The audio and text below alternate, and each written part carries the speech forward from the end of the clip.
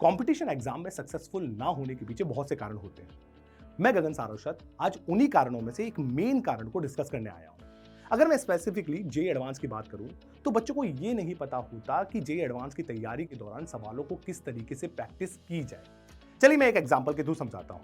जैसे एक बच्चा है जिसकी अच्छी पढ़ाई चल रही है, वो घर आया और घर आकर उसने 10 में से 8 सवाल बना लिए।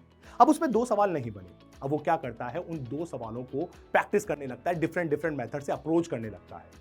45 मिनट या 1 घंटे बाद वो उस सवाल को सॉल्व भी कर लेता है। फिर उसे क्या लगता है कि उसे एक अचीवमेंट सा फील होता है इस सवाल को सॉल्व करने, जब सॉल्व कर लेता है तो। माय डियर, यहीं से आपकी गलत हैबिट डेवलप होने लगती है। आप खुद सोचिए ना, अगर मैं आपको बोलूं आप जेईई एडवांस की तैयारी कर रहे हैं तो आप लगभग 50 से 60 क्वेश्चन डेली प्रैक्टिस करते हैं, तो 1 महीने में कितने क्वेश्चन हो गए और 5 महीने में कितने हो गए? लगभग 7 से 8 हजार क्वेश्चन 5 महीने में हो गए। अगर मैं आपसे बोलूं कि क्या इस 5 से 7 हजार क्वेश्चन क्या आपका ब्रेन रिटेन कर पाएगा? क्या नहीं कर पाएगा, ये प्रैक्टिकली पॉसिबल नहीं है। अगर वो सवाल जिस पे आपने स्ट्रगल टाइम ज्यादा दिया है, वही सेम सवाल अगर मैंने एग्जामिनेशन में पूछ लिया तो आप उसका सही आंसर नहीं दे पाएंगे, आप फ्रस्ट्रेट हो जाएंगे। तो इसी चीज को बोलते हैं, जो आप सवाल समय ज्यादा देते हो क्वेश्चन पे, इसी चीज को बोलते हैं स्ट्रगल विद क्वेश्चन।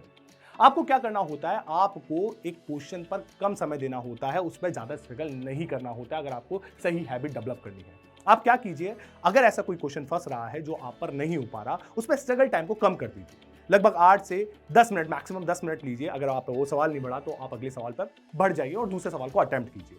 अब इस सवाल का क्या करना है जो हम पर नहीं बना, आप जाइए अपनी फैकल्टी से पूछिए, अपने दोस्तों से पूछिए, और जो सही चीज है, जो सही अटेम्प्ट है, उसको अपनी कॉपी पे लिखिए। अब बच्चा इस दौरान एक और गलती कर जाता है। वो क्या करता है, जो उसका पहला अटेम्प्ट होता है जिसमें वो सवाल नहीं बना पाता, उसको रफ कॉपी में करता है, और जो सही अटेम्प्ट होता है उसे अपनी फेयर कॉपी में लिख लेता है।